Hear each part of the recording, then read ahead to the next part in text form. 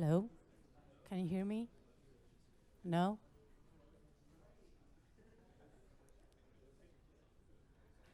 So, hi. Apologies. Oh, now you can hear me. So, guys, apologies. I'm sick and my voice is a little bit more annoying than usual, but we will make it. So, hi, everybody. Thank you, first of all, IndieCade people for inviting me here, and thank you all for being here now instead of having lunch or playing all the games. My name is Maria. I've been doing many different things that have to do with games, playfulness, and storytelling the past 15 years. I'm not here to speak for a specific project of mine. To be honest, it's like a sum up. I realized that in all the different projects I've been involved with, either as a researcher or as an organizer, as a project manager, a designer, a curator, there is a very specific common denominator. And this is what I call in my head, and now you can hear it too, it's temporary playful zones. So first of all, I'm going to share with you how that idea came up and why in an era that everybody's obsessed with sustainability, I'm proposing temporality. Why in an era when we try to be serious and have results, I'm proposing playfulness, and why in an era that we try to do everything digital, I realize that there's something happening in spatial and in space and in places that they don't have to be only digital or they can be analog. But I will continue with my story so that you can understand, hopefully, more the things that I came to experience. So it was 2007, and I was working on my PhD. I forgot to tell you that I'm located in Athens, Greece. And back then I was working at the University of Athens Communication and Media Department. I was working on my PhD. And my PhD was about the experience of people with intellectual disabilities when they were using games in the classroom. So what I did for almost 10 years, yep, it took me that long to finish my PhD. What I've been doing was that I would go in different classrooms, special education classrooms of people with intellectual disability, aging 9 years old to 25 years old, and I would either introduce games and observe what would happen, or I would, if they already had games, I would just sit there and observe what was going on. Very early on, I decided that I didn't really care about the educational side of it, whether they were learning or not, because there are wonderful papers out there. But as I was observing, I realized that there was something magical happening, not only on the screen, and not only on the person, in his brain, in his cognitive facilities or bodies, but there was something happening in the space, and more specifically in the interactions between the other students and the teacher. A special education classroom, at least in my country, is a very rigid, stressful space. It's difficult for the students and the teachers. I realized that when a video game was introduced, all of a sudden, sometimes at least, something started to change in the space. You could see the power balance starting to shift. The people that they would usually communicate less, they would try to share their ideas. The professor would dare to change places and give space to the students to express themselves and try new things and share between them experiences that they've never done before. And as I was proceeding, working on my PhD, I realized that the students were asking for a place and a space that they could design games themselves, and this is what we do. So I started organizing, I called them game labs back then in different special education schools. And what happened is that teachers left the building. They decided that they could trust us. And just for 2 hours a day, the students would be designers, and they would be producers, and they would be communicators using games, digital and non-digital. And again, there was a shift in the balance of power. Again, it was a shift in the way that we perceive ourselves and the way that we perceive other people. Unfortunately, these are not the best photos that I have, but they were the only ones that you cannot see the faces clearly. However, what I can share with you, one story is that on the left, I will say that her name was Vaso. Vaso is an amazing, now she's 25, back then she was much younger. She's an amazing artist.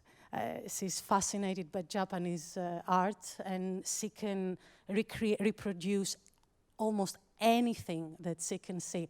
She's in the autistic spectrum. Vasu was not able to communicate and had very limited interaction with her fellow peers.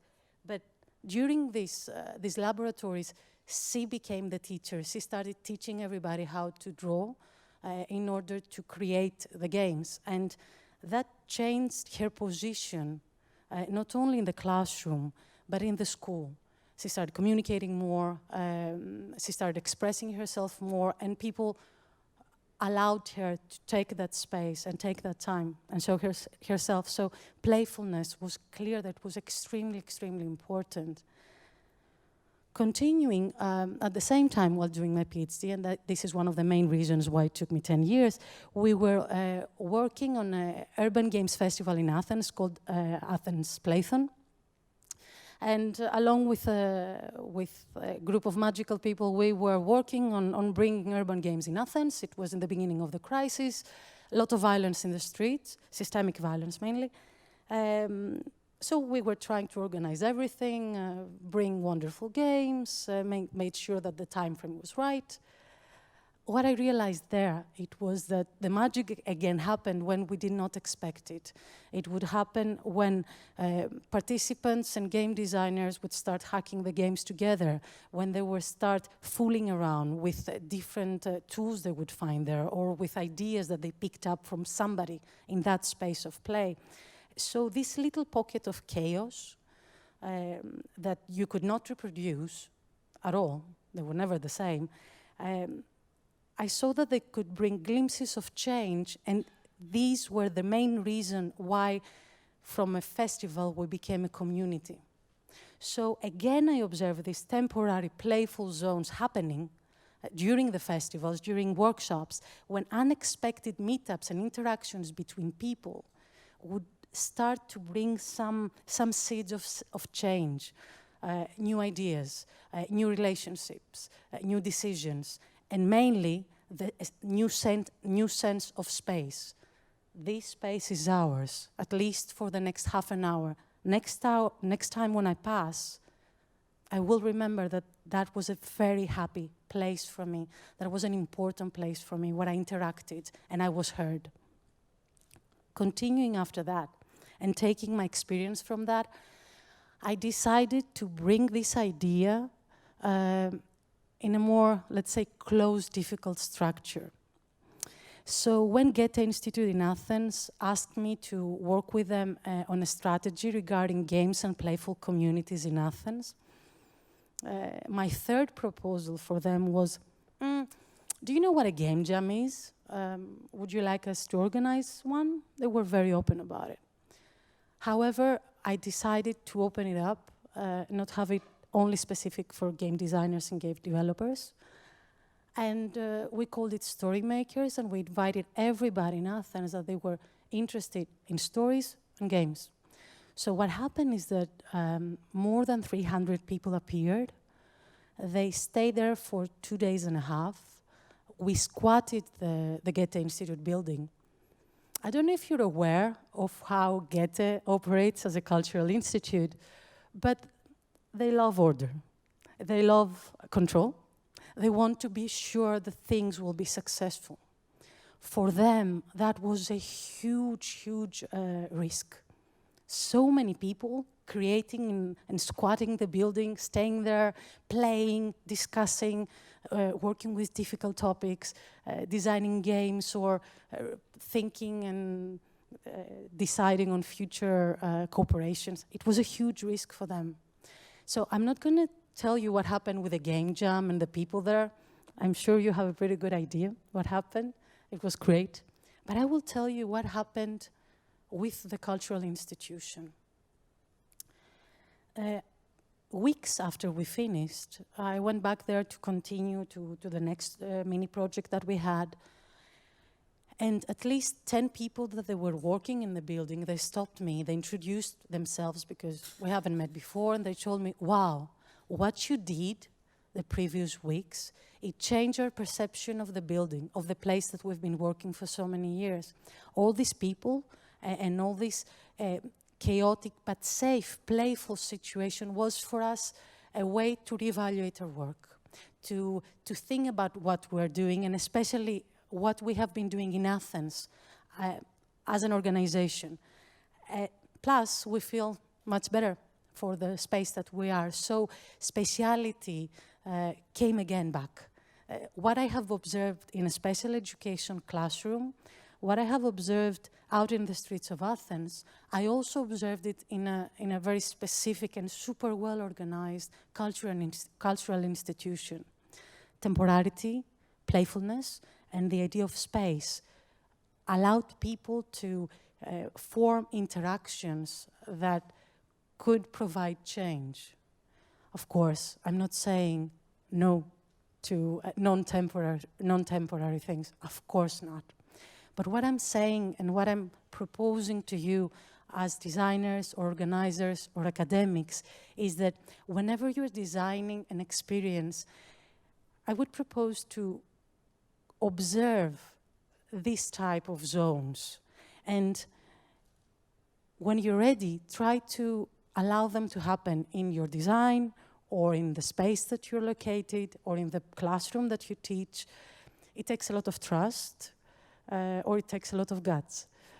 But what I'm trying to say is that for the past years, I realized that these temporary playful zones, as I call them, they were much more highlighted when they were not present, when the project was really controlled, when the game was really specific and it couldn't allow any hacking or changing or fooling around with. And when these times were not there, learning was not that present. When times were not there, fun was not that obvious. When these times were not there in projects and meetups and the way that we work in a company, brainstorming was always described by specific power games in that place. Either it was a school or it was a professional space. And based on all these, in all this experience that we have, right now we're working on a new project that it's called Trust in Play.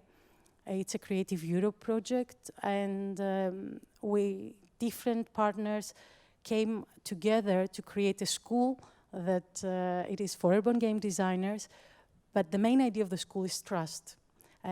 What it means to trust yourself in public space, what it means to trust one another, what it means to trust the authorities in a public space. And the interesting thing in that project and what I'm sharing with you is that, of course, we want to organize everything. Next week, we have a meetup in Athens, a training week, and we have 80 people from all over the globe, almost, not only Europe, flying over, and we have trainings and workshops and game jams and everything. And we're trying to organize it so good. But the main thing is that I'm trying to make sure that we have the time and space for these pockets of temporary autonomous and playful and real and not power-structured zones.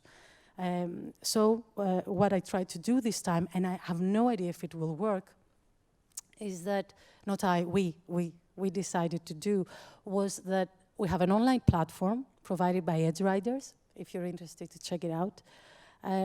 It's like a forum, and everything is out in the open. And we decided that not only we will have all our learning tools and materials and everything out there so that everybody can see, but we are trying also to have our partnership communication in that platform as well. So everything we try to be open, out there so that other people can see. Trying to bring this type of trust, but allowing mistakes to happen, allowing mishaps to happen, allowing people to see when we are vulnerable or when we are making a mistake.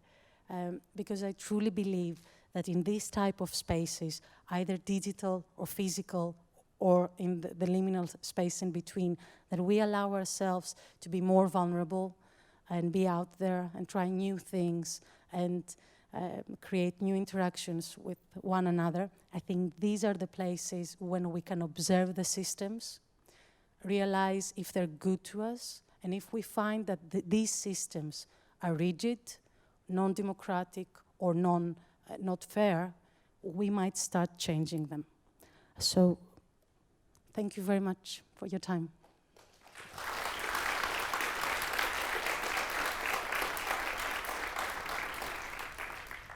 I'm not sure we have time for questions. We have? Okay. So, if there's any question?